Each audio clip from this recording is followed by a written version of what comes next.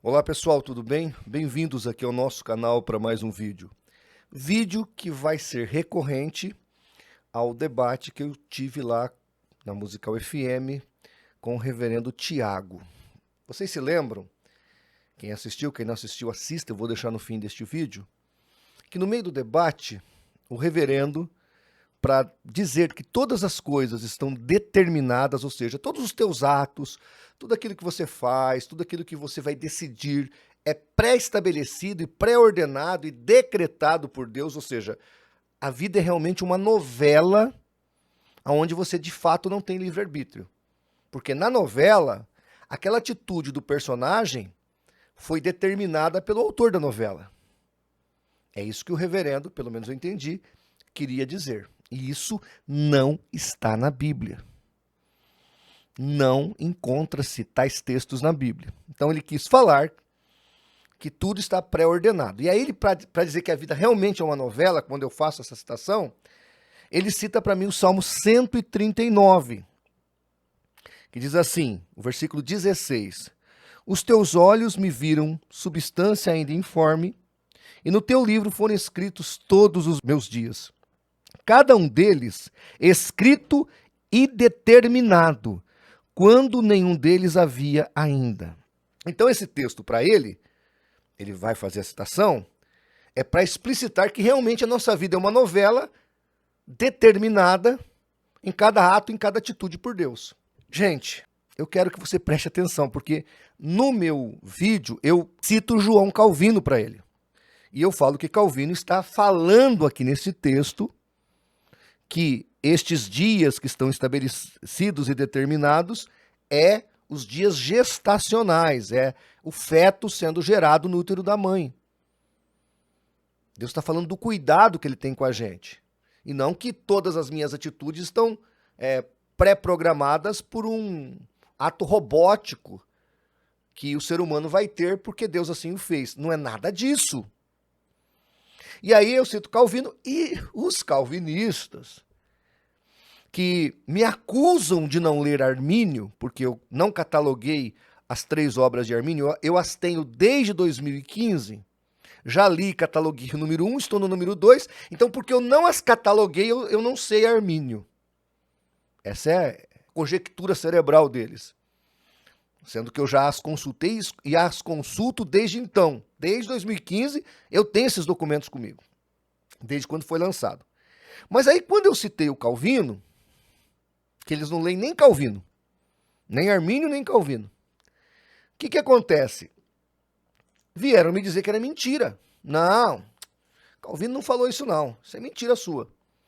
Então eu estou aqui aberto, né, com o Salmo 139, comentário bíblico de João Calvino, versículo 16. Eu estou pondo depois o link para você, eu vou colocar tudo para você ler. Se você quiser comprar o Kindle, o PDF, tem lá na Amazon, custa R$4. Se você quiser comprar os livros, custa um pouco mais caro, mas esse site aqui é de graça, o comentário bíblico de Calvino. Vou pôr para você depois. Essa é uma questão que eu vou tratar, vou mostrar para você que o que eu disse, eu abri aspas para João Calvino, e é de fato, porque eu já tinha lido isso, eu não invento nada. Outra coisa que aconteceu, que no segundo vídeo que eu fiz sobre a questão da citação errada a respeito de Armínio e do batismo de crianças, eu cito Romanos 7:9. E neste texto eu digo que Paulo está falando da sua experiência pessoal e que ele estava vivo para Deus na sua inocência infantil, ou no seu tempo de criança. E quando ele entendeu a lei, ele então morreu espiritualmente, porque a lei só tem poder de morte. E de novo, vieram me dizendo que eu estava inventando, que os teólogos não dizem isso, e que não corroboram comigo. Então aqui eu peguei 2 teólogos que pensam como eu penso, que é o Bickle e o Norman Champlin, e vou citar 2 outros teólogos, que inclusive pode-se dizer que são bem vistos no mundo calvinístico, que é o F.F. Bruce e o Karl Barth, que vão colocar a minha exegese do texto como possível. Vou mostrar para você também. Quero deixar claro para os irmãos que nós precisamos voltar para a Bíblia. Porque se tem uma coisa que o calvinista não resiste, é a Bíblia. A Bíblia arrebenta com eles. Por isso que eles têm que falar de Armínio, falar de Wesley, falar de Calvino, falar do Lutero, falar do Agostinho, porque não dá para falar da Bíblia. A Bíblia arrebenta com eles. A Bíblia é contra a tese deles. Tanto que nós temos no judaísmo o livre-arbítrio, a ideia de liberdade humana. Até Santo Agostinho, nós não tínhamos essa ideia fatalista. E fatalismo e determinismo é uma coisa que leva a outra. Tá? Quando eu digo que fatalisticamente está tudo pré-ordenado, eu estou dizendo que tudo é um jogo de cartas marcadas. Não tem como fugir da realidade. O estoicismo falava isso da filosofia. Como é que fez o estoicismo? Ele vai lá nas coisas naturais, tipo o nascer do sol. Não tem nada que eu possa fazer para evitar o nascer do sol. Então eles vão dizer que assim como eu não posso evitar o nascer do sol e o pôr do sol, eu não posso evitar o que vai acontecer na minha vida.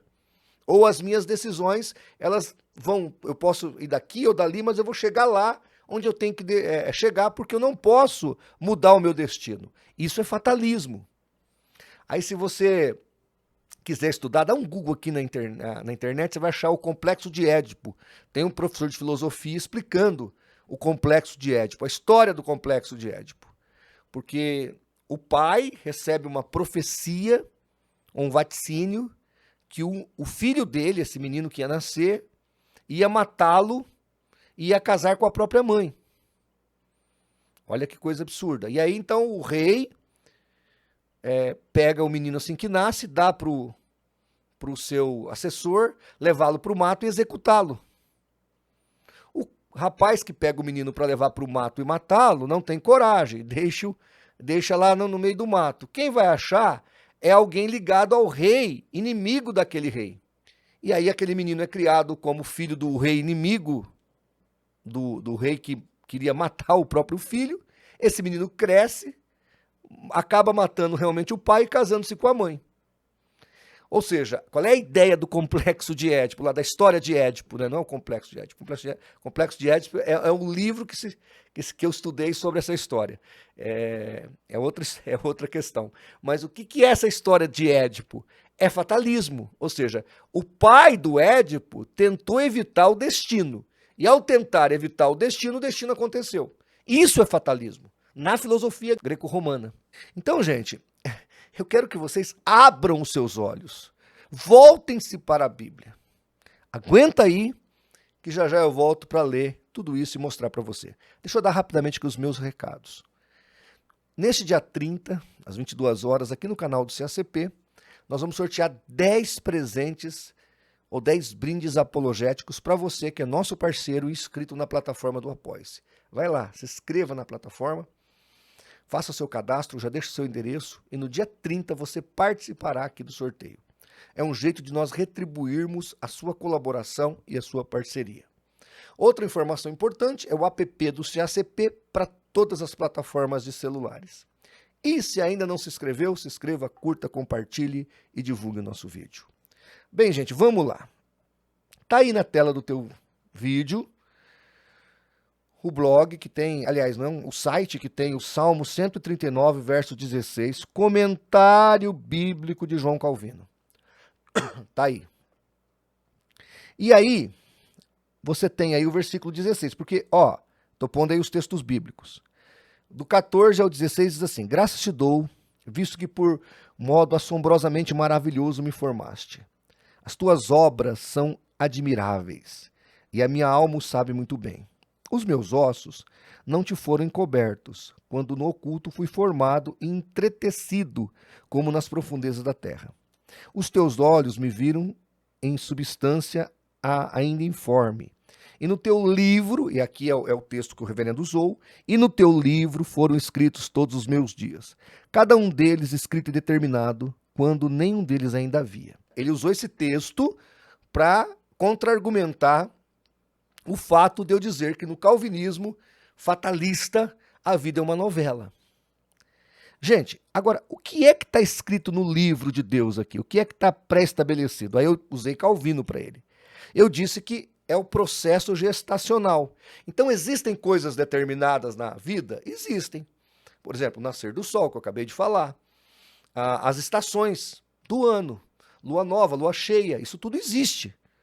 É a questão existencial. Agora, com relação às minhas decisões do livre-arbítrio, não tem nada a ver o texto aqui. E o que ele falou aqui que está determinado e escrito no livro é o processo gestacional, porque Deus criou várias coisas para que a vida fosse possível. Entre elas, a gestação para que o bebê fosse formado e gerado.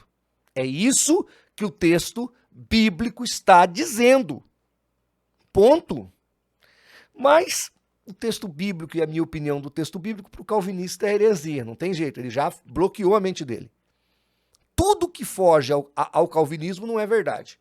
Para ele, a verdade, a vida e o caminho não é Jesus, não é a Bíblia, é o calvinismo. Então, no calvinismo, para alguns, não vou dizer para todos, para você conversar com o cara, você tem que citar o profeta dele. Como acontece com o adventismo, o espiritismo, o mormonismo, o catolicismo, etc. Você tem que jogar o profeta dele para ele começar a pensar, senão ele não pensa.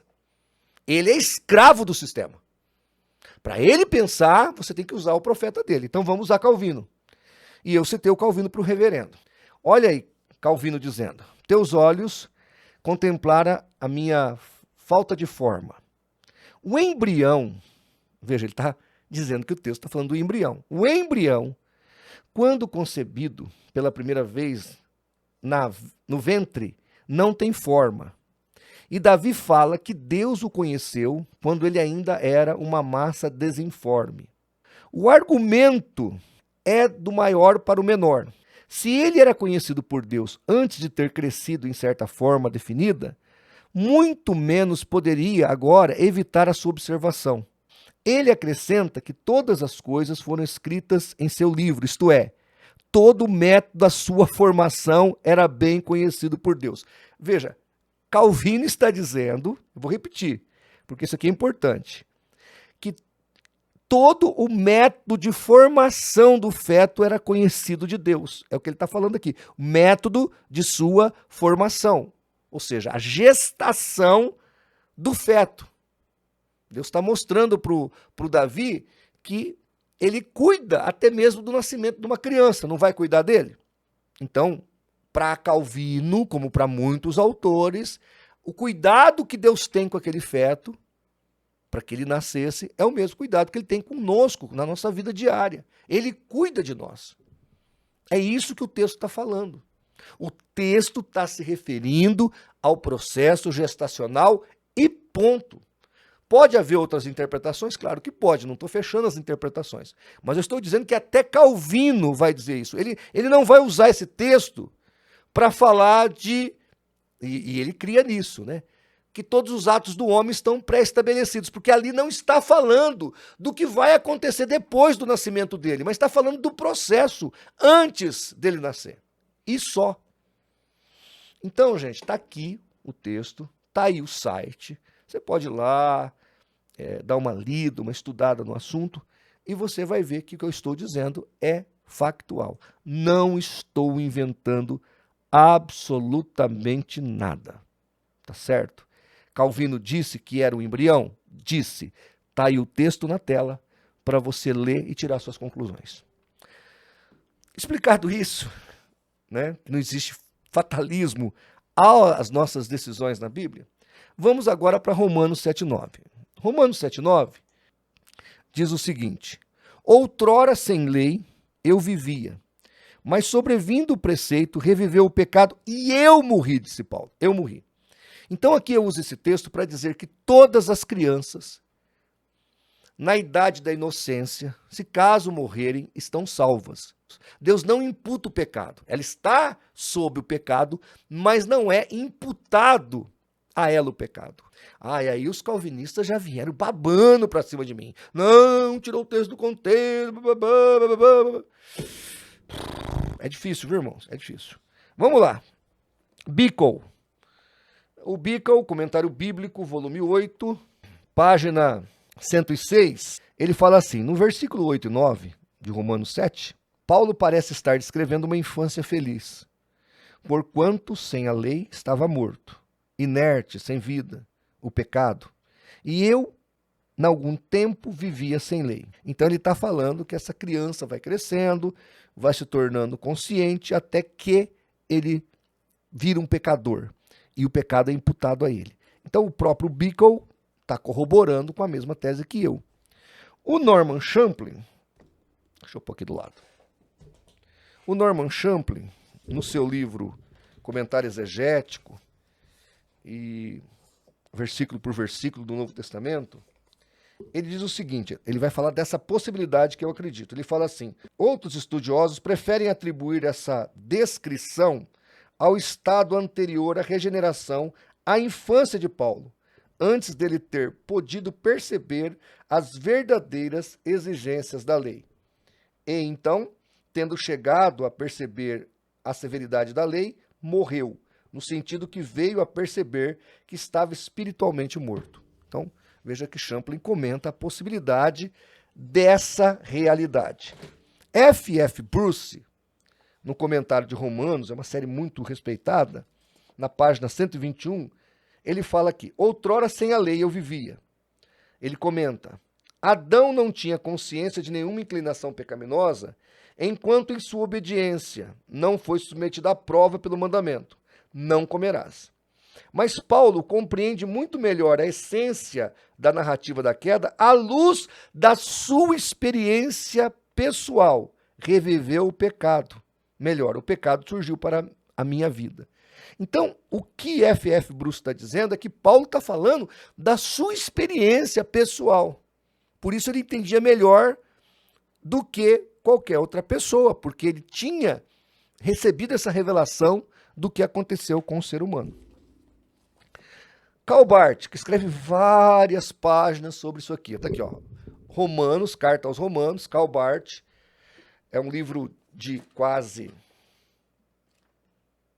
900 páginas. Na página 388, ele fala assim, referindo-nos aos tempos de inocência infantil e da culpa dos que não mais são crianças, da culpa dos povos, culturas, etc., que amadurecem e envelhecem. Então ele está dizendo que a ideia de Paulo é essa mesmo, uma jornada que sai da inocência para a consciência e leva o homem à morte. Ele está falando da humanidade, mas Paulo cita-se como exemplo, coloca como a história dele na inocência até a concepção da lei, faz com que ele morre. E ele fala que a humanidade passa por isso. Então o Karl Barth vai corroborar também com essa questão. Gente, eu estou só mostrando aqui que o que eu interpretei aqui em Romanos 7,9 tem vários exegetas muito melhores. Aliás, exegetas de fato, não muito melhores, mas exegetas de fato, que entende que o texto está dizendo o que está escrito. Exatamente isso. Paulo, que nasceu sob a lei, que era benjamita, que era fariseu, que estudou ao pé de Gamaliel, ele viveu um tempo sem lei. Quando? Quando ele era inocente, quando ele ainda não tinha consciência do que era certo e errado, do que era pecado. Quando ele entendeu a lei e o pecado reviveu no seu coração, ele morreu. Ele está dizendo, então, que enquanto esteve na inocência, ele estava vivo para Deus. A lei veio e ele, então, entendeu o pecado e morreu. Aí ele vai precisar de regeneração. É isso que está escrito aqui. Nós precisamos parar de filosofias vãs e voltarmos para a Bíblia, porque a Bíblia é a verdade que liberta e nos traz à tona os fatos. Então, de novo, não estou aqui para inventar nada. Estou aqui apenas para te mostrar a verdade do Evangelho. Karl Barth, F.F. Bruce, Norman Champlin, Bickle, todos eles concordam que Paulo está falando da sua infância e desse tempo de inocência. Logo, não inventei nada. Do Salmo 139, Calvino deixa claro que se referia ao feto. Todos os seus dias estão escritos no teu livro, está falando ali do processo gestacional até o homem vir à vida. É isso que está ali escrito. Tá certo, gente? Então, que Deus tenha misericórdia das nossas almas e que nós nos livremos das falsas doutrinas e fiquemos apenas com a palavra de Deus. Que Deus te abençoe. Se Deus assim permitir, até o próximo vídeo.